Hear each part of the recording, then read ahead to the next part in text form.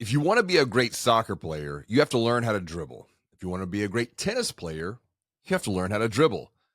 If you want to be a great basketball player, well, you have to learn how to dribble. That's because when you learn how to dribble, you're developing a strong foundation of ball handling, whether that's tennis or soccer or basketball. The challenge, however, is developing a strong foundation. It's an exercise that can start to feel a little bit boring, a little bit repetitive, a little bit rote. So we want to skip the basics. We want to shoot the ball. We want to serve the ball. We want to kick the ball.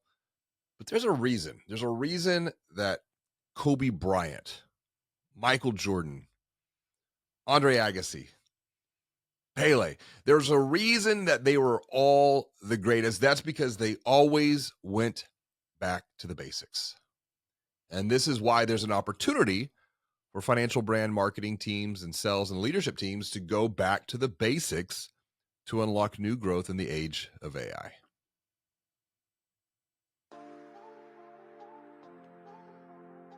You're listening to the Banking on Digital Growth podcast.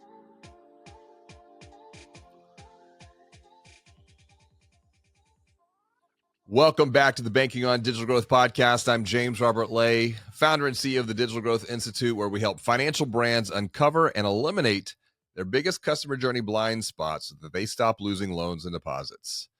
Now, joining me for today's conversation is Billy Wilkinson. He's the CEO at Threshold, a marketing agency for financial brands. Welcome to the show, Billy. It is so good to share time with you today, buddy. Thank you, James Roberts. Pleasure to be here. Thank you for having me. And we're both coming from Texas. You're up in Austin. I'm down here in Houston. Although you've got business all throughout North America, right? Yes, we do. We've got the bulk of our work is in the United States, but we have a nice chunk in Canada with a very small amount in Mexico. Okay, so really coming to full fruition, expansion, and growth, which that's what this podcast is all about. It is about expanding. It is about growing, and marketing is a key function of that.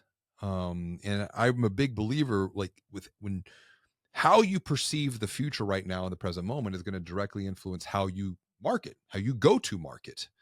And so when you look out at the future, start off on a positive note. What are you feeling most hopeful and optimistic about when it comes to the world of financial services marketing for community banks, for credit unions? What are you seeing?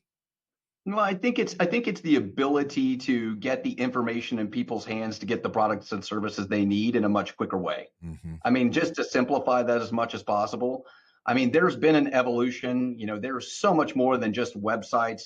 I mean, think back really, James Robert, to where ATMs were the big deal and it was going to change everything. And we were going to have branchless.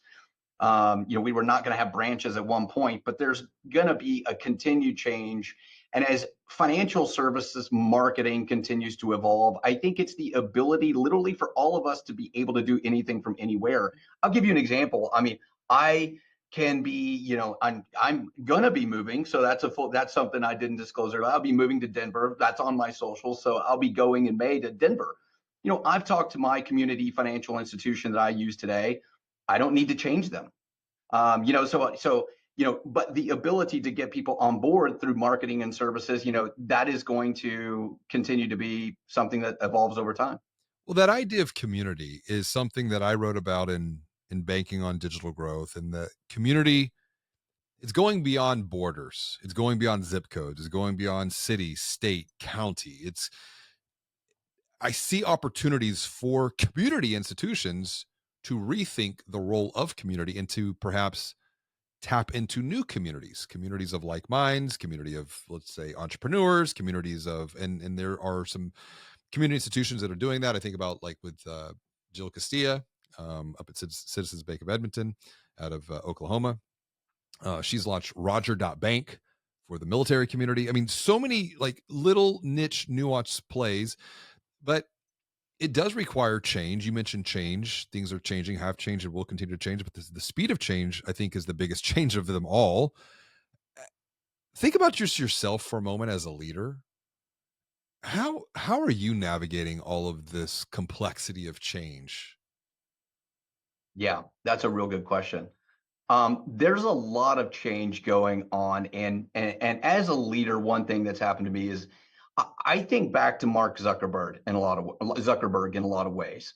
This guy created one of the most valuable things on the planet that's changed social media, and he didn't know what was going on or how to do this on day one, right? He had an idea, but to think about running a global agency, a global company with all of those people involved, you know, there was an evolution that he had to have of hiring the right people and a certain way that he managed. So for me, one of the things I think about on a regular basis is how can I grow and change?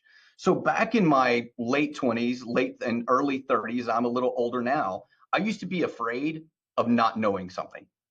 Mm. And this is something that the day I felt better about not knowing the answer, I became a better leader. And what happens when you do that is you transition to this inquisitive mode of asking questions to make sure you're diagnosing and getting to the right answer. So you've got multiple leaders. You could be a bank, a credit union, an agency, you could be a software company. But the idea is of being a good leader is asking questions to help make the right decision. It's asking questions to help people find the right decision. And that usually changes too with the size of the company that you're running, because in the smaller institutions, you end up helping make the decision. So you have to ask the right questions. But then as you grow and scale, then you need to help people learn how to make the right decisions. So you ask these very provocative questions to be able to get there. So that for me is, the way that you handle it is be open to the change, ask a lot of questions, and continue to evolve. I mean, I'm 50 years old, and I'm happy to say I don't know it all, and I love learning new things. I mean, there's new things I learn every day in the company today. So those are the key for me, and that just keeps that learning process also is extremely fun. That idea of learning and building a culture of learning, building a culture of coaching is something that I wrote to in Banking on Change, because one of the things that I've observed is when it comes to community banks and credit unions, um, it is important to continue to learn, to continue to grow. When we were doing research for Banking on Change, we found that the average financial brand leader right now is investing anywhere between an hour to 2 hours per week or less in ongoing learning and development. And they're using excuses like, I'm too busy. I don't have time. I don't have the budget for this. And I am looking at them saying, but your future self is not going to thank you. If you're thinking from the present moment, yeah, you it's a belief that you don't have time, you don't have budget, you don't have capacity to learn and grow now. However, let's get out of the present moment and let's operate from the future self. Right. Dr. Benjamin Hardy, great book, Be Your Future Self Now. It's a shift of thinking. And when you start shifting your thinking, you're going to shift your belief system. And so when you operate from the future, it's like, I probably do need to invest. And we have some secondary research that shows that the average executive is needing to invest at least 5 to 10 hours per week. And this is coming out of thinking from Silicon Valley, to continuously learn and grow. How do you reconcile the two? Because it does create conflict, it does create tension, and it's something that I know that you're very passionate about. There's a mental health thing going on here as well when it comes to change, particularly in this age of AI. And so how do you reconcile which two? How do you reconcile the present of, I don't have time to learn, I don't have the budget to learn, I don't have the capacity, with Yeah. that's going to create a gap, and it's going to be and I think within the next few years, it will, that gap, that blind spot is really going to show. It is, and every job has it. I mean, let's be honest. Every single job has that. Every single job in our company, we do that on a daily basis. We had it happen today where something hadn't been done. My last check-in on an item hadn't happened on October 31st. It's now December 3rd, and it's a material marketing case study that we need to get out and get on our website. And it had not been done because it hadn't been prioritized. So I think the key for everybody and for myself in general is you have to decide to take those 30 minutes for yourself. You read all the things about, Jeff Bezos, where at night he doesn't check his phone, he loves doing the dishes, or he makes the most difficult decisions during the day. Mhm. There are ways to prioritize learning, to prioritize our days to be able to be more successful. So I think for everybody, it is, an idea of thinking, okay, if I were to get up 30 minutes earlier, if I were to become, that much more successful with my time, what would I be able to add to my day? And I think the key is it's not always, it may not always be finding the time. It may be wanting to do the time. I think a lot of people are scared. I think a lot of people could be scared about it, and it's the confidence, maybe getting through one thing and then learning and say setting a goal of like, listen, I want to do something new every month, and that's going to incentivize them. That's going to motivate them to be able to do it on a regular basis. Then I think it becomes very cultural. You do enough of it, and it's going to become a pattern for yourself. And I think we all fall in those categories. It is, and you're right. It can feel scary at first. Um, I just know, and to come back to your point of knowledge and knowing, it's the Socratic perspective of what is wisdom. And Socrates said, "Wisdom is I know nothing." Right. Um, but I do think sometimes the ego gets in the way. I mean, you're up in Austin. Ryan Holiday is up there. Ego is the enemy. The obstacle is the way. I mean, we can sit there and go down, his entire book club. We're big readers and learners over here ourselves. Where's the next big thing when it comes to financial services marketing? I mean, when you look out at patterns and observations through the work that you're doing with institutions, what do you see as the next big pattern or trend that many might not be aware of or have the perception of today? How can we help them continue to elevate their minds? Gosh, it's going to sound so, I wish I could tell you it was the next best thing, but what I see on a day-to-day basis to some is a big thing, but it's not super futuristic, right? I think most when we're talking about community financial institutions is as simple as reinventing their digital world. And again, you really talk about this a lot. You know it extremely well, but I'm still amazed at the number of the institutions that need to get that part right.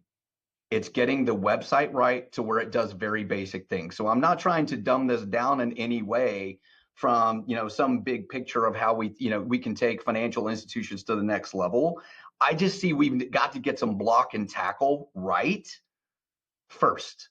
And I'm looking at, there's a reason we jumped into financial institutions. First of all, my background comes from financial institutions, so I have a passion for it. Worked at Casasa, so I've been Bankview before, so that made me very excited about it. But we've worked in the apartment industry, and it always shocked me when working in that industry where somebody didn't have an apply now button on their website. Mm, I'm still finding we're working with clients today, and this is a true story. We're working with clients today that don't have a way to open an account online. They don't have an application process. They don't have any of those things. So then you take that together where we've seen as well is how websites and actual digital marketing, so paid, organic, all of that working social, working together to be able to drive increases in deposits and loans. It's a very unified process today where all of that's working towards a user experience and a funnel that happens in a full digital world. And yeah. so I'm at the point where, I think about, well, okay, what are the amazing things we're going to do? We could say, oh, what's AI going to do? How is it going to change what everybody does? I really don't know that we know the answer to that yet. I think all of that we're fishing in so many ponds of AI that I think maybe 20% of them make it. I mean, it is the buzzword today. And I have literally talked to about 20 different companies that have some sort of AI solution, and they're not all going to make it. So I just think the first and foremost is let's get the block and tackle right. So we're delivering on what clients are looking for. And that's the first step. I'm so happy that you said that because I'm a big person. You say blocking and tackling. I'll say dribbling coming from a basketball world. Let's get the basics right, right? Let's get a strong foundation established. And if you think about sports, every sport starts with the boring basics, the dribbling, whether that's a basketball, you dribble a soccer ball, you can dribble tennis balls in early tennis Right. practice. Right. Um, That's my sport. there you go. So it's all boring. And I think about my kids when they were getting into sports and they all ended up becoming runners. And I think they became runners because they got bored with the basics. And I was like, listen, if you're not going to put the time in to get the basics right, I can't help you. And so we Right. just started running because we're running family. But the basics are boring. I get it. However, when you look at capabilities like AI and automation, these are all multipliers. They will multiply whatever you have. And so if you have a not so sturdy foundation, it's going to multiply that. And we know what happens. You coming from the multifamily, apartment world, Yeah. you don't have a strong foundation, the building's going to fall. The same is true when it comes to marketing strategies. What will it take to bring some of these community institutions back to the boring basics that they think they might have them right, Hmm. but when you're an objective outsider looking in, it's easy to say clinically, like a physician, through diagnostics, we got to take care of this over here first before we can go have the fun over here second. Yeah, I think about what really goes through my head when you talk about a lot of that is a lot of the institutions we're talking about are so heavily focused on either growing. So you've got the commercial side of the business where you're trying to grow business, Mm-hmm. and you've got the lending side. I mean, Mm, those are the things that really make this go, right? It's yes. like every single person that comes into the bank, well, not every single person, but a lot, if you're going to come in and be a business banker, you're going to be a commercial lender, you've got to be an analyst, you're going to start off on that path, and that's where you're going to grow. So I think the foundation for who runs these institutions is largely based on those. It's not the sexy stuff. It's not the stuff we talk about, which goes, man, how do you make your brand learn better? How do you make your brand look better? It'd be Mm-hmm. cool if it learned better too. That'd be Right. really awesome. Maybe that's next level stuff that we're going to get to. Your brand's going to learn on itself. But I think when you look at if when you have institutions that aren't run where sales is to an extent, but it's based on relationships. Yep. You've got to unite sales and marketing. So at the head of the organization, if there is no focus on that, it's going to end up having a challenge and it's going to trickle down the rest of the organization. You won't hire correctly. You won't spend in certain ways because you're not sure of the return on investment. Mm. And that's what I think is going on in a lot of the institutions is, their focus is one certain area and marketing is fluff in a lot of ways, which I think that today that's not the case. I mean, I think you and I would both agree marketing is not. There has to be a significant amount of focus placed on it. And the institutions that get that, and they need to measure ROI. Of I course. think, also understanding marketing of the days where you're just putting up billboards and you can't measure the return on investment. Well, that's not what we're talking about. There is a significant amount of data that can be measured through impressions and clicks and conversions and growth in deposits and growth in loans that can be attributed to those things. So I think as the leadership in a lot of these institutions evolves and think about and brings marketing to the forefront of it, and the spend increases, that will also change things. I often work with executives in conjunction with marketing teams to transform that perspective, to transform that narrative of marketing internally, because it's a past belief that is an impediment to unlocking future growth. The way I use an analogy is like the marketing you do today, the marketing you do today is planting seeds that you will reap fruit from 3, 6, 9, 12 plus months down the road. Right. This is probably even more true. You mentioned the commercial side. You're thinking B2B at that point. Mhm. And when we look at the B2B data, only about 5% of the market, this is anecdotal, but it really does go across verticals. Only about 5% of a B2B market is in market to actually make a purchase at a particular time. Some Mhm. say 3%, some say 5%, some say 10%. But what about the other 90% of the market? Because that if you're only going to be focusing on that 5%, that's all demand generation. My thing is, what about the other 95% or the 90% that's not there yet? Look at this like farming. You plant the seed today to harvest in the fall, but if the farmer fails to plant the seed today in the spring, there will be no harvest in the fall. And so there's that shift of perspective once again of playing a much longer term game, and you can measure trends. You can measure progress. You might not get immediate conversion. And I think that's setting an expectation there. That immediate conversion is only going to come from the 5% that's in the market that has a need at that moment in time. But that's where the longer term deposits, if you will, into the trust funds of people that sits between their ears, that's going to shift the behavior over time. And I think that's an important point too. And I want to get your take on this because when working with marketing teams and working with executives, and I ask them, what's marketing in one word? Define that for me. And then they'll go and they'll talk about, well, it's ads and it's emails and it's social media. It's all of this tactical stuff. I go, yes, that's communication. Marketing is communication, but let's go up a higher level. Marketing is influence. You're influencing people's behavior. And to influence Right. behavior, you have to influence their belief. If you're going to influence their behavior, you have to influence their feelings and their motive state. And they're like, huh, I've never really thought about that. I go, but you know what else is influence? Sales is influence. Yeah. Leadership is influence. So marketing, sales, and leadership, we're all playing from the same toolkit.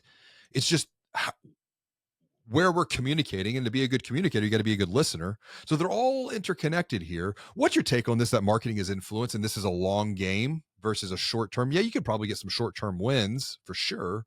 You got to play a longer term game too. Well, I love this. So there is a phrase that I use specifically with sales, and I would put sales and marketing in this category because the more united sales and marketing are, the more successful people will be. Mhm. Apply that to any company, not just financial institutions. Literally, if you apply that to any company, they'll be more successful. And my rule is that it's getting people to do what you want them to do without them knowing it. That's the key. So I mean, it almost, I mean, what how you've said it, and how I say it. I mean, to me, even from an influence perspective, that's what you're doing, and that's going to be different. There are tactics, there are tools, there are tips, there are ways that you're going to be able to accomplish that. So that's number one. I mean, for me, and I would put sales and marketing in that same category. So getting people to do what you want them to do without them knowing it. Now, thinking in the long term, I think you're exactly right. What happens in so many institutions is, so let's look at it from a business banking perspective. Someone has been a business banking customer for some time. Mhm. They finally apply for some sort of loan. They get declined because of some error in credit policy or some credit policy issue that it can't get done. They get upset. They look for another loan. The other institution requires the deposits to come with it. They change. There's so many different instances of like that where it's institutions are going to leave. So where where I also compare this to, I think internet service providers.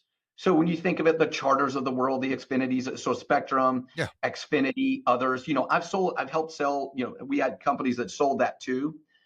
You want to be top of mind when people get upset. Yes. That's the key to it. And what you're talking about is at the moment someone needs to make a decision to use your product and service, what will make them think of you?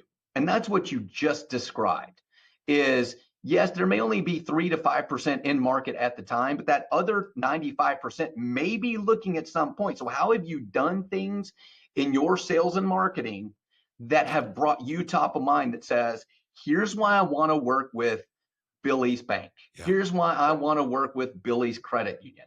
And that's what that process is. It's like literally you need to be the first thing they think of when they're ready to make that switch.